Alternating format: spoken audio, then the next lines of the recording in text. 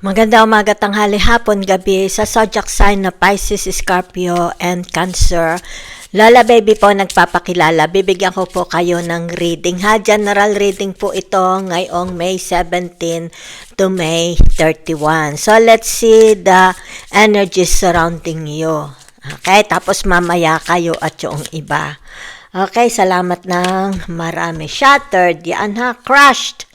It's like your life is shattered. Yan ha. Kalat, 'di ba? Bagsak. Yan, maaring your energy is shattered, 'di ba? Crushed sadness, 'di ba? Kaya nakaka-experience kayo na shattered.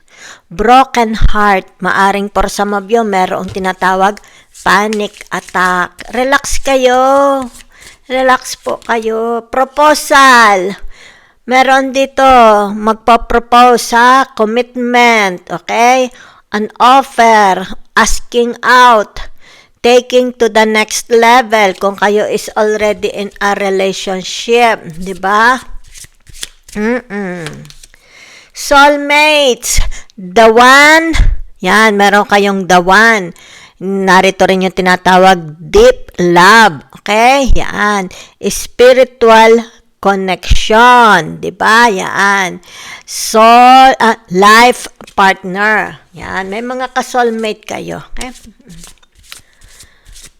Maaring may mga nobyo kayo, di ba? Yan. Emotions, like waves. Yan. Yan, o, di ba? In and out, crashing, unpredictable ang inyong emotions. Kaya siguro narito ang shattered, di ba? Mari nakakaranas kayo din ng panic attack, di ba? Yan. Nagiging very, very unpredictable kayo, di ba? In and out ang inyong emotions. Parang ocean waves, di ba? So, tingnan natin. Relax lang kayo. Relax po. Dismiss. Disregard. Okay? Yan. Kung ano man ito, disregard nyo na. Okay? Yan. Ignore nyo na lang, okay? Para hindi kayo magkaroon ng panic attack, para hindi kayo malungkot, para hindi kayo magkaroon, ma-experience nyo ang salitang shattered or crushed, di ba? Yan. Disregard ninyo para hindi laging nag-aalon ang inyong pakiramdam, parang mga waves, tidal waves, di ba? Ignore nyo ha. Oh, yan. Look the other way. Yan ha. I-distract ninyo, okay? Kailangang i-distract nyo kung ano man itong maari ito may kinalaman sa relationship, family, 'di ba? Marriage, hanap buhay, pamemera, kung ano man to, i-distract. Look the other way. Okay? Yan. Distract. Yan. Leaving behind. Yan ha. Wag na ninyo itong budburin sa inyong katawan, sa inyong sistema, okay? Yan. Pakawalan nyo na ito, okay? Yan. So, let's see. Other energies, okay? Camel. Persevere and you will overcome problems. Yan, ha? It's about perseverance. Yan. Kangaroo. Unsettled times. Need to plan ahead. Yan, ha? Mga hindi natapos, tapusin na at magplano.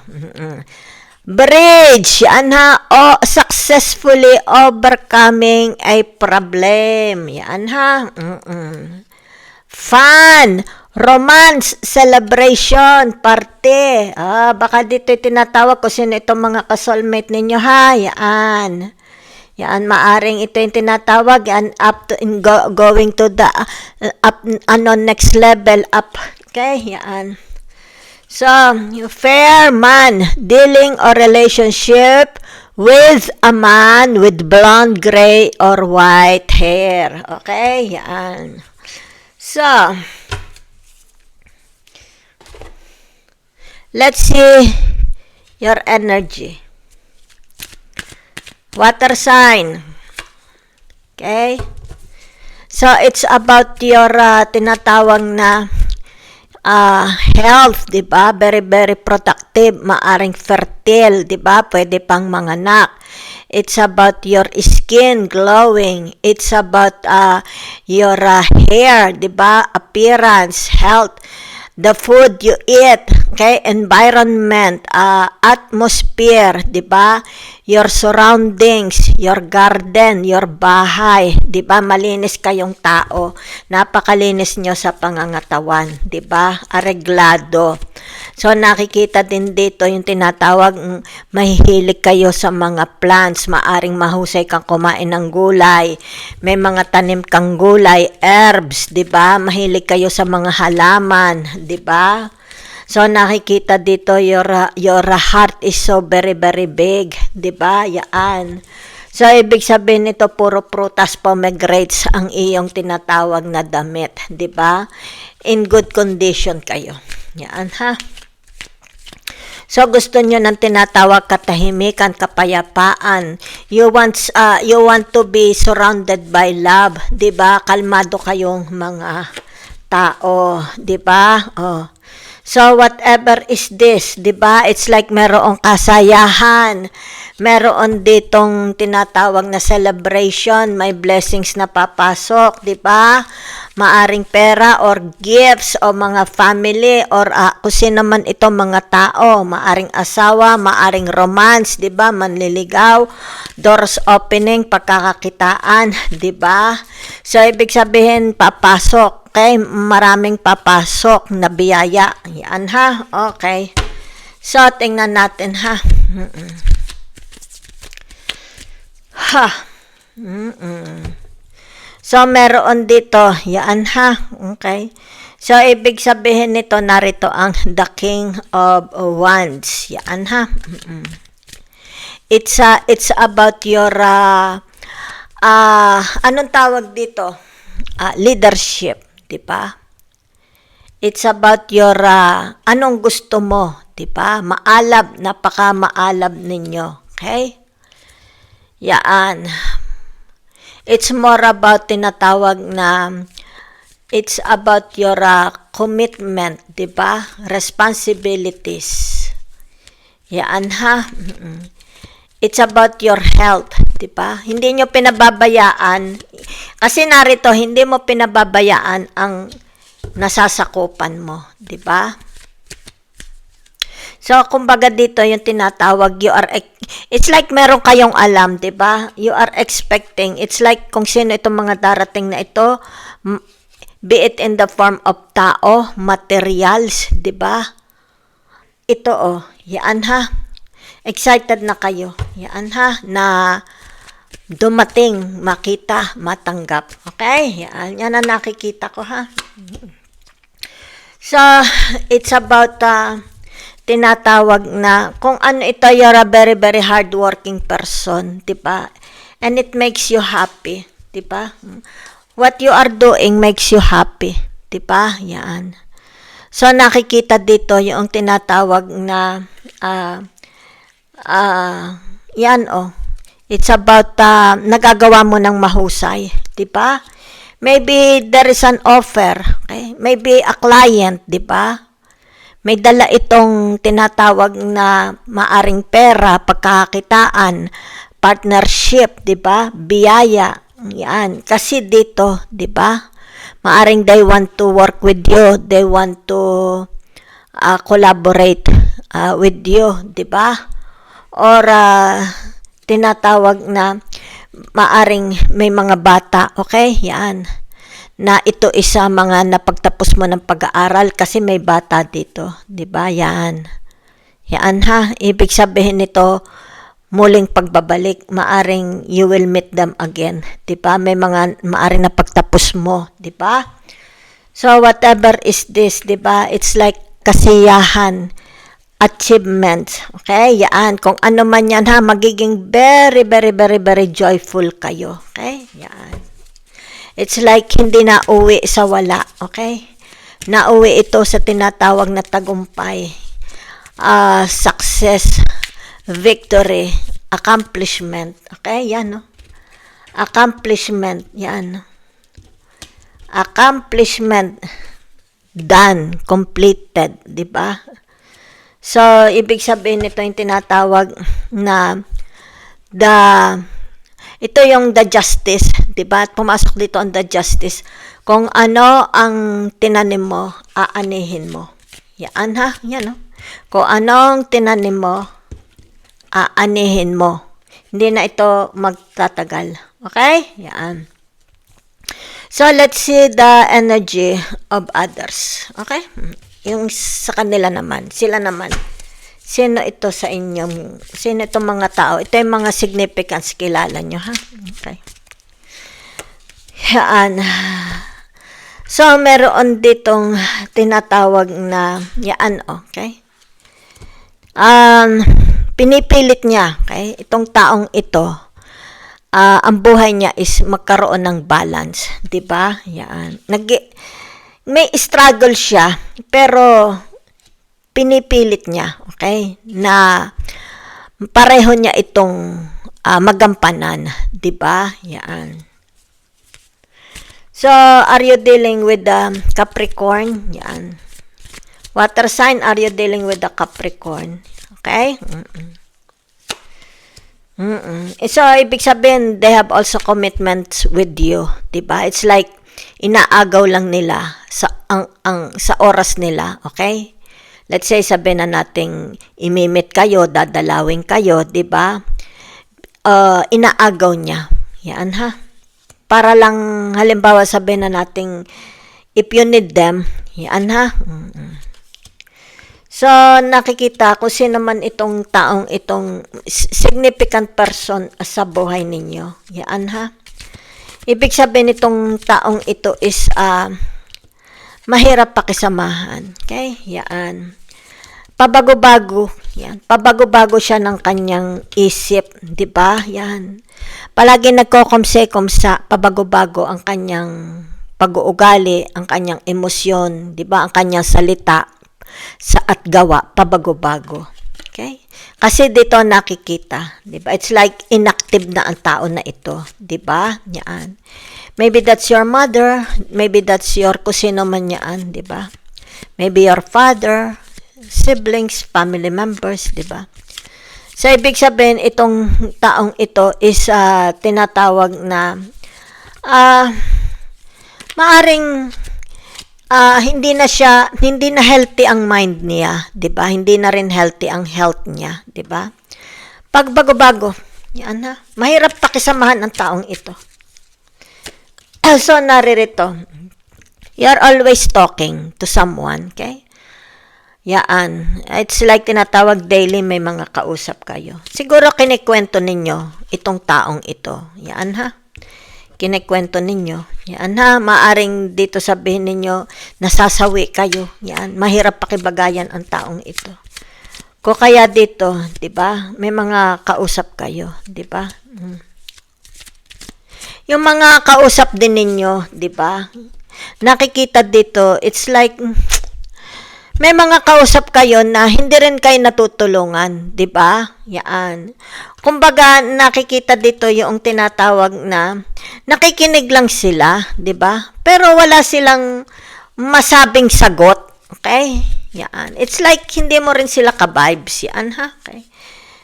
Kasi may mga itong mga nakakausap nyo, may mga ano rin sila dala-dala sa buhay nila. Okay? So it's like you are talking to a wrong person, 'di ba? Yaan. Okay?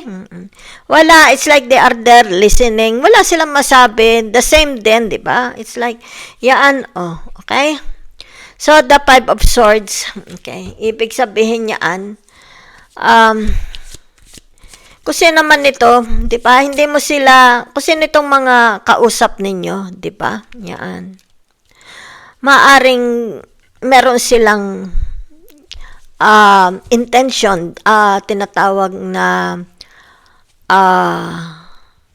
it's more about siguro pag hihingi sila ng pabor, hindi mo na pagbigyan, naglalayasan na, 'di ba? So nakikita dito yung tinatawag, hindi kayo mag-meet mind to mind, 'di ba? Kung sino itong mga kausap nyo, hindi kayo mag-meet mind to mind. Hindi kayo soulmate, 'di ba? Okay? So, maaari ito yung tinatawag ko sino itong mga kausap nyo, maaaring sabihin na nating the air sign, Gemini, Libra, Aquarius, di ba? So, let's see. Okay. Okay. So, meron dito, di ba? Yan, oh. Ibig sabihin nito, yan. Okay? Kung sino itong mga tao sa buhay ninyo, may mga dalahin din sila. Di ba? Yan, oh. May mga dalahin sila sa buhay nila. Nakakausap mo sila. Okay? May mga dalahin. Siguro, nagbibigay ka ng payo, di ba? Kumbaga dito, ikaw ito. It's like tinatawag na para ma-solve nila ang problema nila, di ba? It's like lending your ears, di ba? Kung ano ang maitulong mo. Okay? So, nakikita dito, yan ha. Kasi naman itong mga ito, yan ha. It's like their cups is empty. Yan ha. You are dealing with people, okay? Itong mga taong ito is tinatawag na hindi mo rin maasahan, di ba? Hindi mo maasahan sa oras na kailangan mo sila. Yan ha. So you are dealing with people na hindi maganda ang vibration, di ba? Yan oh. Ikaw kasi ito, kayo ito ha. Yan. So kayo ito, di ba? Kayo ito, magandang inyong tinatawag na aura vibration, di ba? So, ibig sabihin nito, itong mga taong kadil ninyo, di ba? Mahirap, iba, okay? Iba po ang kanilang tinatawag na energy, okay? It's like, you are talking, you are making friends to people na salungat, okay? Salungat sa inyo, okay? They're not friendly. Yan ha. So, napunta lang sila sa inyo pag may kailangan, di ba? It's like, nakikita dito, yan ha. O, kapaguran ng kanilang kaluluwa, kapaguran ng kanilang pag-iisip. So, pumupunta lang sila sa inyo, di ba? Yan o, kita ninyo, nakikipag-usap lang naman sila sa inyo. Pag sila is marong kailangan, di ba? Pero nakikita dito, tinatawag na hindi mo sila soulmate, 'di ba? Yan, hindi. Kumbaga dito itong mga taong ito is tinatawag na they have a dying soul, 'di ba? Stay away from them. Stay away from them. Yan ha. Kasi ito, kita mo, how insecure they are, 'di ba? How insecure. Iniisip lang nila sarili nila, 'di ba? Oh. Magulo din ang buhay nila, okay? Paari ito yung tinatawag na sira ang reputation nila, wala silang dignity, 'di ba? Nakikita kasi dito, okay? Maybe they have no dignity, baka ito yung mga low class people. I have nothing about again others people. Pero nakikita ko lang. It's like yung mga nakakausap ninyo, na-friend ninyo is hindi bagay sa inyo, okay? Okay, yan no. Kita mo. Kumbaga dito what you have, 'di ba? Yan. Yan no. Don't let them na pawiin ang saya sa buhay mo, ang dasan. Don't let them take your son, 'di ba? Kasi mga vampira ito, 'di ba? Puro mga palaasa, 'di ba? It's like palagi na lang sila may problema, 'di ba? How low their energy. Nakikita ha? Okay. So let's see. Okay. Tinatawag na the message and the advice from the universe sa inyo. Kakapagod tong mga nakakausap ninyo. Okay? So, palagi silang may pakay. Lagi silang may pakay sa inyo. Okay? Yan ha. So, ibig sabihin nito, maaari ito'y tamad, diba? Palaasa, diba? Pero dito paghihingan mo ng tinatawag na pabor, wala sila, 'di ba? They don't like. Palagi na lang sila may sentimiento, problema, 'di ba? Yan. Palagi na lang sila nangangailangan, 'di ba? Pero makasarili naman sila, 'di ba? Yan oh. It's like wala silang dangal, okay? Wala silang, it's like mababa ang moral. Okay? Mababa ang moral ng mga ito. Mababa ang reputasyon. Walang dignity. So, ibig sabihin nito, ito yung tinatawag na, huwag, kasi naka-reverse ang tinatawag na the devil, di ba? Ibig sabihin nito, yung tinatawag as much as possible, okay? Huwag kayong magpapa-absorb dito sa mga taong ito, okay? Ingatan na ma-impluwensyahan kayo. Okay? Yan kasi kayo ito, 'di ba? Kayo ito, 'di ba? Huwag niyong hayaan, okay, na ma-dehydrate kayo because of them. Huwag niyong hayaan, okay, na imanipulada kayo. Okay? Yan. Huwag niyong hayaang alisin nila, i-grab nila kung ano ito meron kayo, 'di ba? Sabi nating wealth, happiness, joy, home, 'di ba? Yan. Huwag ninyong hayaan, okay, na padilimin nila ang buhay mo, okay? At huwag niyo silang hayaan, 'di ba? I-manipulate kayo sa inyong mga ginagawa, okay? That's not their business, okay? Yan. Kumbaga dito, lagyan mo ng tinatawag boundaries, yan ha? Kasi pag nangyari, pag hinayaan mo sila, di ba? Ano ang mangyayari? Kasawian. Magiging kagaya ka na rin nila. Okay? So, dito ha, narito ang tinatawag na the fool. Yan ha. Nariyan. Okay? So, nakikita mo ang the star. Di ba? Okay? So, naririto ang tinatawag na the high priestess. Narito ang the fool. Okay? So, ibig sabihin nito, yung tinatawag na follow your intuition, follow your five senses, follow your tinatawag inner voice, di ba? Okay. So, ibig sabihin nito, yung tinatawag, doon ka lang sa tamang landas, di ba? Yaan. So, ibig sabihin nito, i-maintain mo ito, di ba? Na huwag itong maagaw sa iyo. Okay? Kung ano man ito, it's like you will receive something big. Okay? Bigger. Okay? So, ibig sabihin nito, ito yung tinatawag, kaya lumabas ang the star.